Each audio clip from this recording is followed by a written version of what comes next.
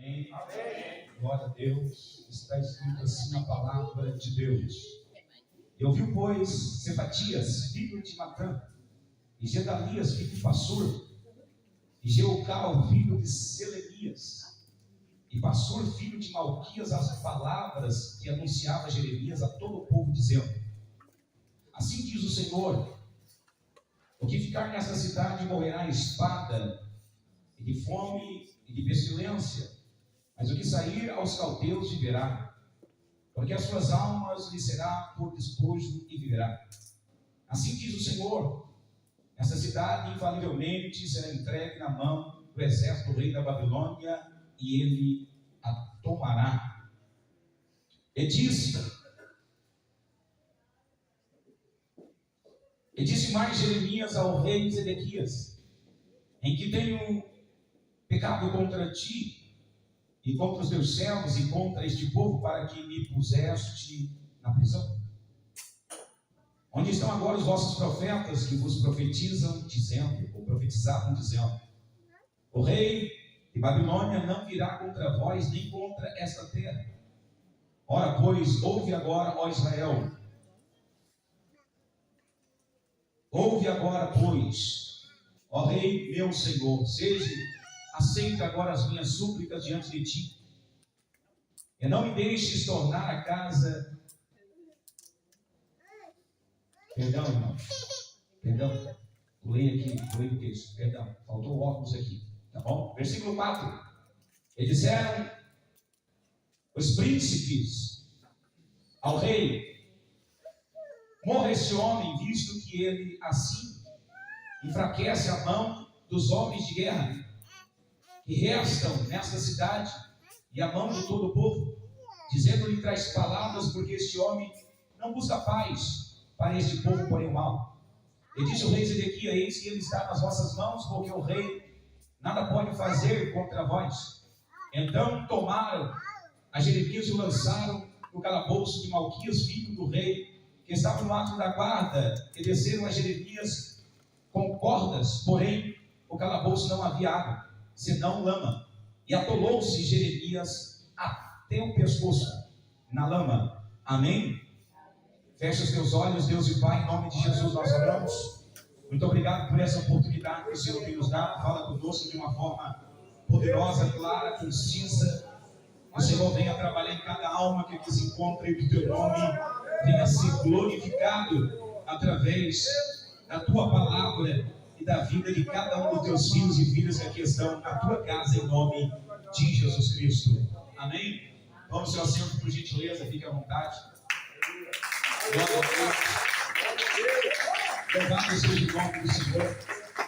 Quero aqui também agradecer a presença do meu amigo Rodrigo, né, irmão Rodrigo?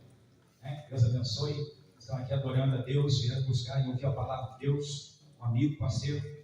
Nós trabalhamos bastante junto e creio que ainda a gente vai trabalhar bastante para Jesus, né? Deus vai ser glorificado.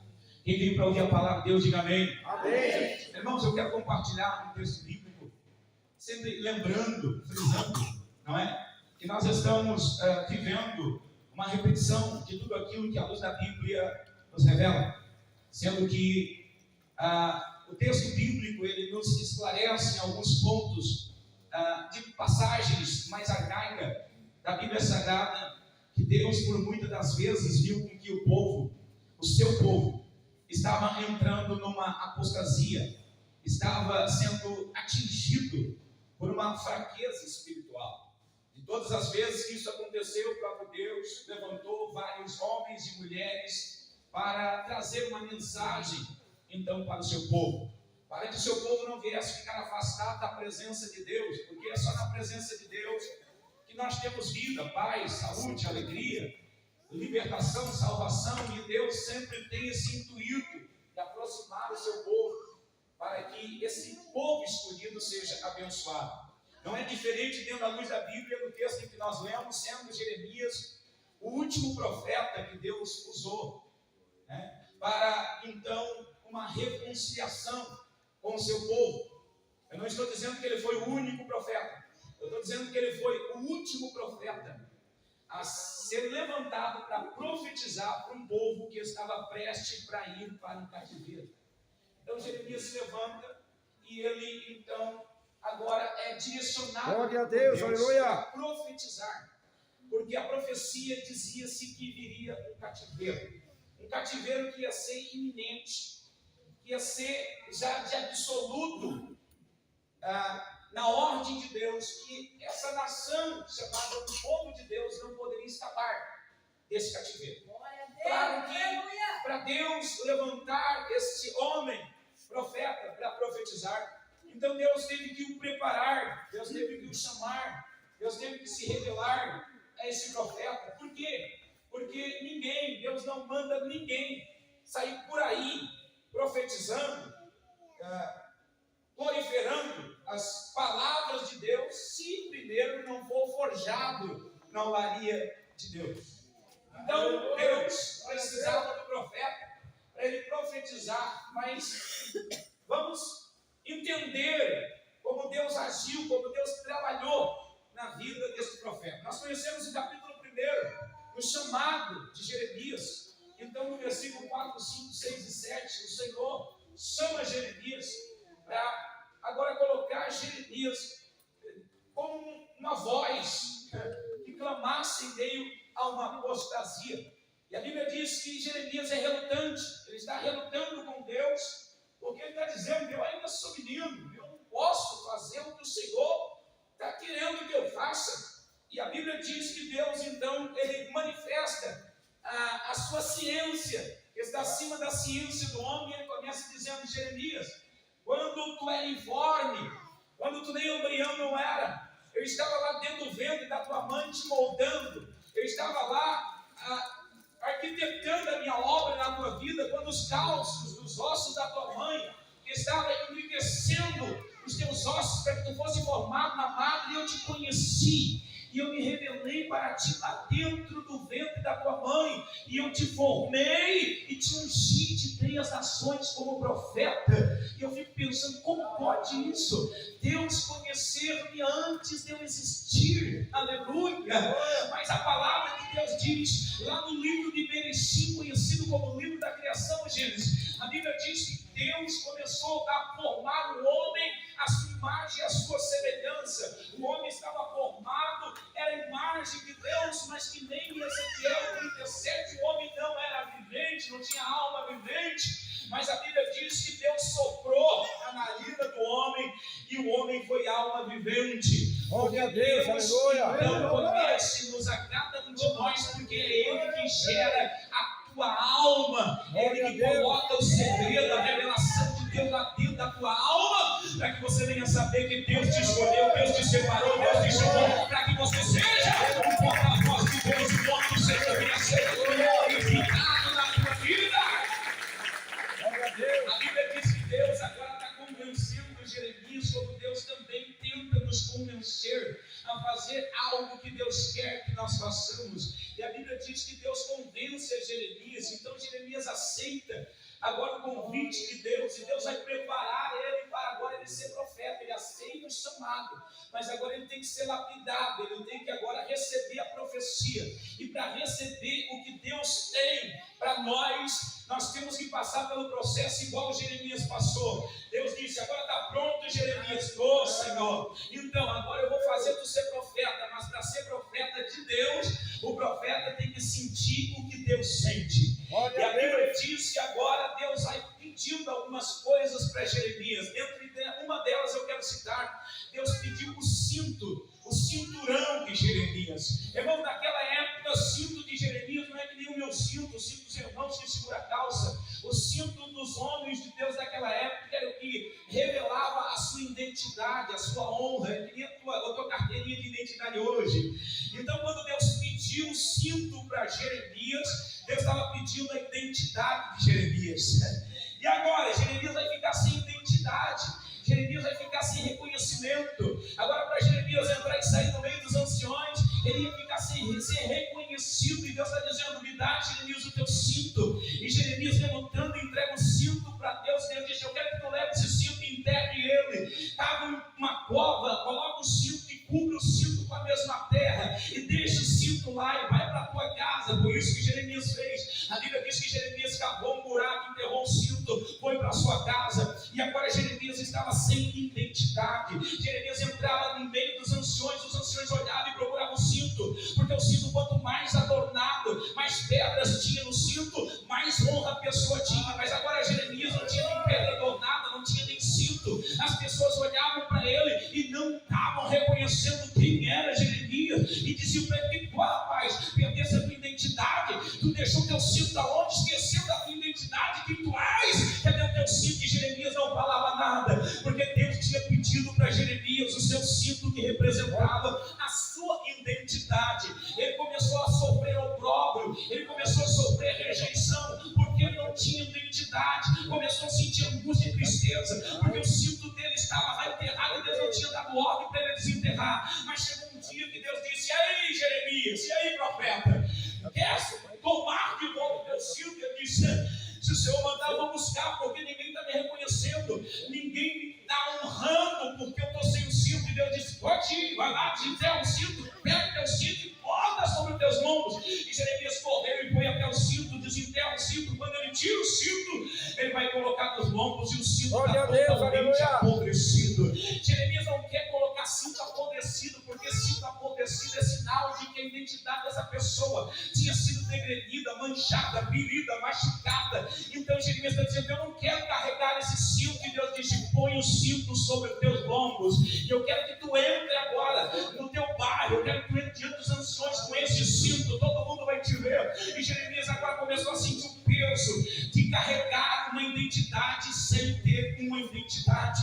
Agora Jeremias entra diante dos anciões, e eles estão olhando. Agora ele está com o cinto, mas o cinto está apodrecido, o cinto está despedaçado, está comido pelo tempo. E agora Jeremias começa a sentir algo mais profundo. Era isso que Deus queria que Jeremias sentisse. Ele tenta fugir das pessoas, não dá. Todo mundo está olhando para ele, mas não está reconhecendo quem ele é. Está tentando olhar para ver se realmente ele é o filho de Malquias. Mas se é o filho de Malquias, mas ele foi levantado para ser profeta, mas ele está sem identidade. E Jeremias está tentando se esconder de um lado para o outro, foge de todo mundo, vai para um canto de um buraco lá, afastado do bairro da cidade. E de repente ele está lá e dá um grito: Deus, o que está acontecendo comigo? E Deus responde para Jeremias: o que foi, meu profeta? O que foi, meu servo? Eu te escolhi para profetizar. O que houve contigo? E Jeremias está dizendo: eu não aguento mais essa dor, eu não aguento essa rejeição, eu não aguento esse sentimento, eu estou querendo me esconder porque ninguém me reconhece quem eu sou. E Deus disse para Jeremias: é isso aí, profeta, agora eu penso que tu está preparado para que tu venha profetizar a minha palavra, porque tu está começando a sentir o que eu estou sentindo. Eu estou no meio do meu povo e ninguém me adora, eu estou no meio do meu povo e ninguém me glorifica. Eu tenho revelado para eles, eu não abro o coração para mim. Assim eu estou me sentindo, como um cinto apodrecido. Agora vai e profetiza que o Deus de Israel está com as mãos estendidas e operando o que impedirá. Deus de Israel vai para esse povo a confirmar e glória. Aleluia! A Bíblia diz que Deus queria fazer o profeta sentir o que Deus estava sentindo. Irmãos, para nós recebermos algo de Deus, você tem que sentir aquilo que Deus está sentindo. Talvez você está dizendo: irmão, pregador, eu estou sentindo uma angústia muito profunda, eu já perdi um fulano da minha casa, uma pessoa da minha família, o diabo já bateu contra a minha vida, mas a palavra do Senhor diz que todas as coisas contribuem para o bem daqueles que amam a Deus. Se você está passando pela luta, está sentindo a luta, é porque Deus quer fazer você sentir. Sabe por quê? Porque depois o valor da tua vitória, você vai sentir um gosto sobrenatural daquilo que Deus está trazendo para a tua vida, e ninguém vai poder questionar, porque você sentiu o que Deus está sentindo, você provou aquilo que Deus queria que você provasse, para receber a vitória que Deus preparou para você lá na glória. Quem recebe, levanta a mão e dá glória a Deus aí.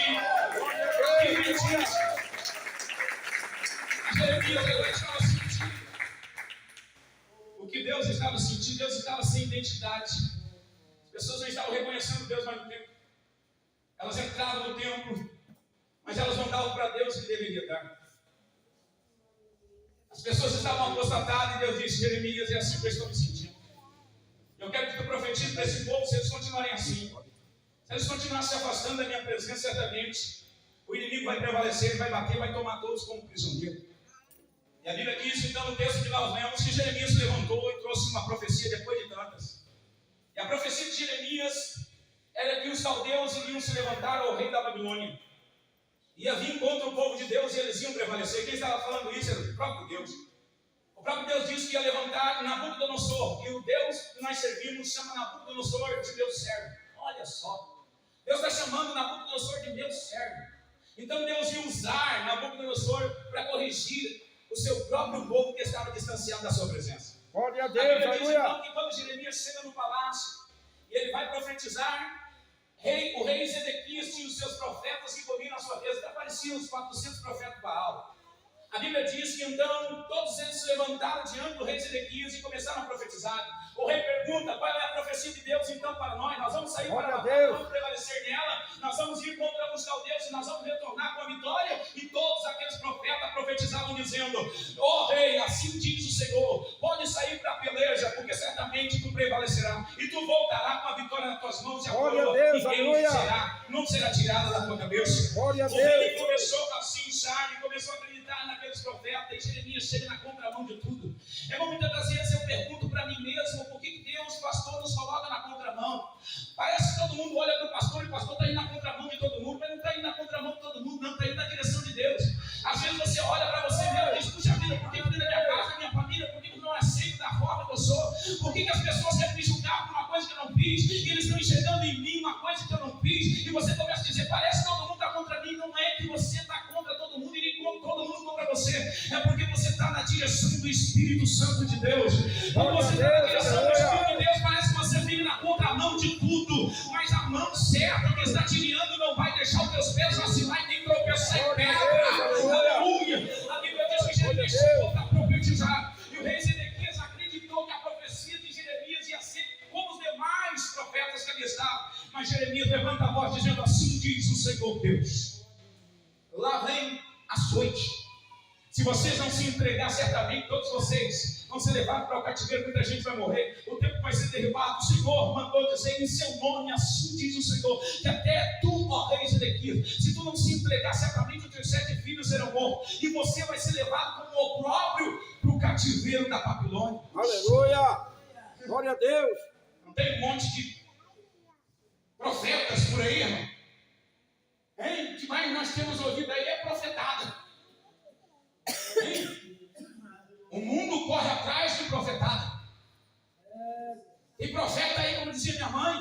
Nós tínhamos um pomar no sertão que nós morávamos, na minha eternidade, quando eu era menino ainda. Tinha um pequeno pomar, laranja, goiaba e tal.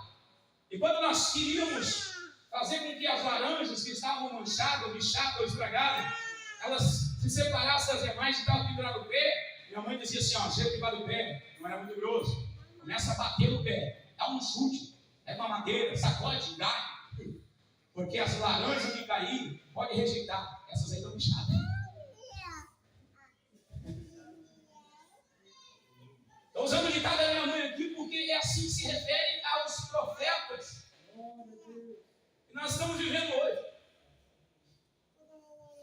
Aleluia. As profetadas são demais.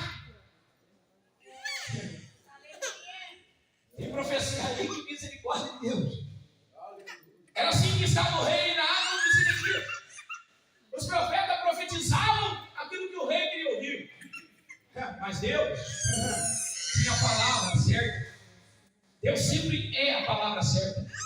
E quando Jeremias chega lá e diz: ei, assim diz o Senhor, todo mundo vai ser levado para o cativeiro. Vai ser levado como próprio. Eles vão te levar correntado.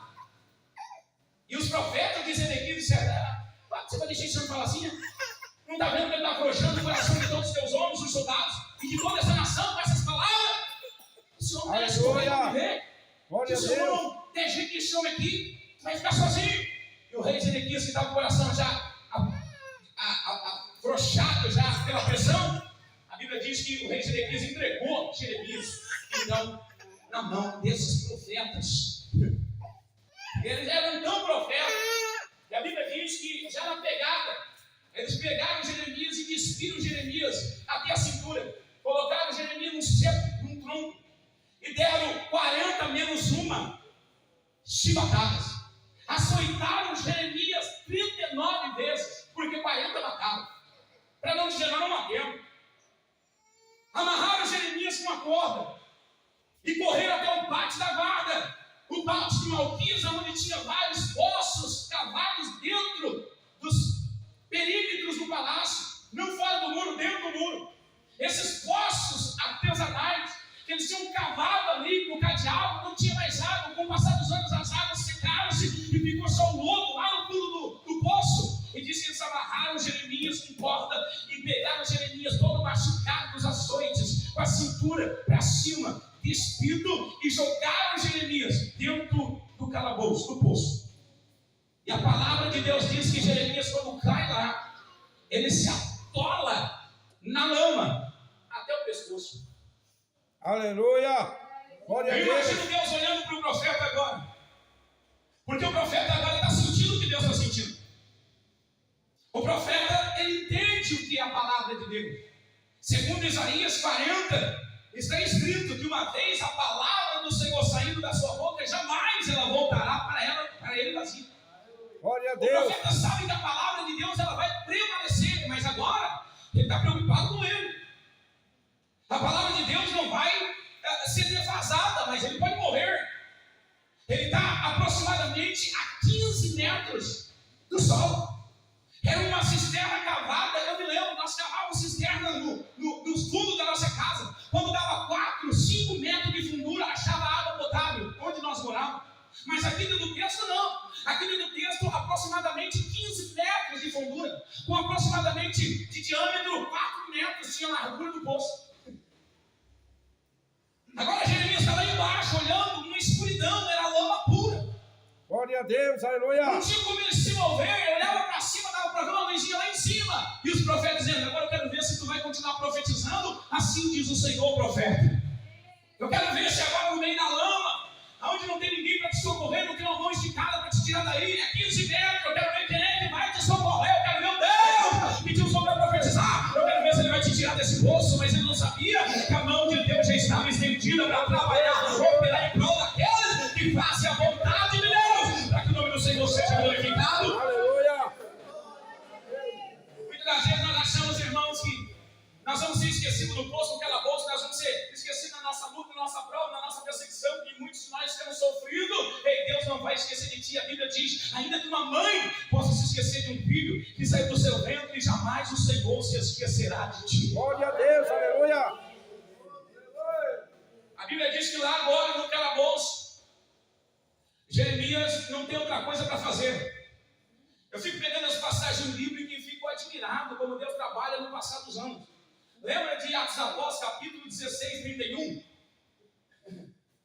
Que diz: crê no Senhor Jesus Cristo e será salvo e a tua casa. Antes desses homens profetizar uma palavra dessa de salvação para alcançar ele a sua casa, a Bíblia diz que eles apanharam. Depois deles levar açoites, eles foram lançados dentro de uma prisão. Lá dentro da prisão, Paulo e Silas oravam e cantavam hino a Deus. Segundo os mestres da Torá, a Bíblia Sagrada, dizem que Paulo e Silas estavam tomando o exemplo de Jeremias. Qual exemplo, irmão? Porque Jeremias, quando estava lá dentro do calabouço, ele começou a tentar se mover, não dava, se agarrar nas beiradas do poço também não dava. A corda que o jogou para baixo, ninguém tinha como puxar para cima, tinha tirado a corda. E agora, o que ele tinha que fazer? Só tinha uma coisa para fazer.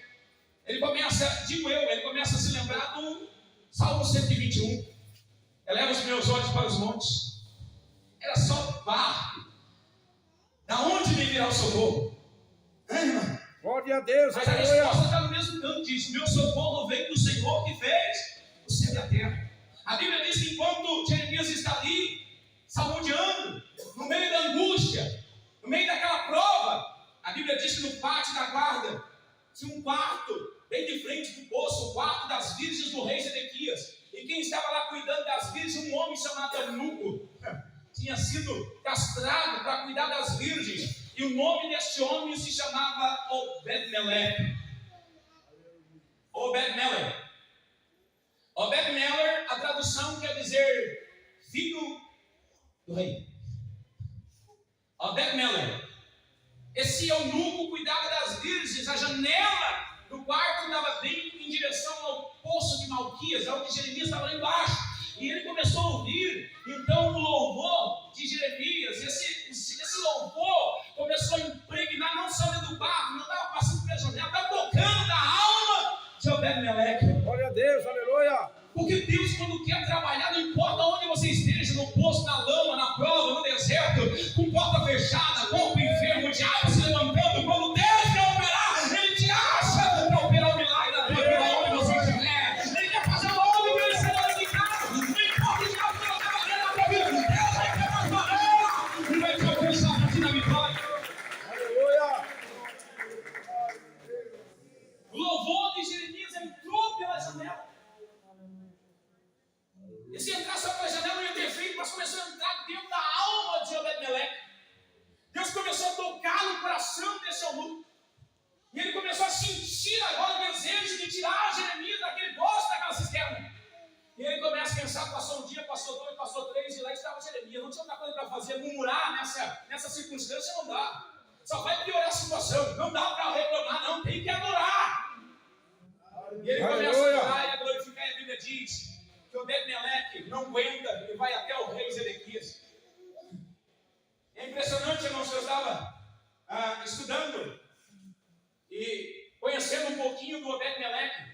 Uma tradução, segundo os pregadores ou conhecedores da Bíblia, diz que a tradução desse nome Obed-Meleque, o filho do rei, não era propriamente Obed-Meleque, era Obed-Moloque. E nós conhecemos dentro da luz da Bíblia quem é Moloque. Moloque era um deus pagão dos filisteus e assírios. Tinha uma cabeça de bronze bem grande e uma boca aberta.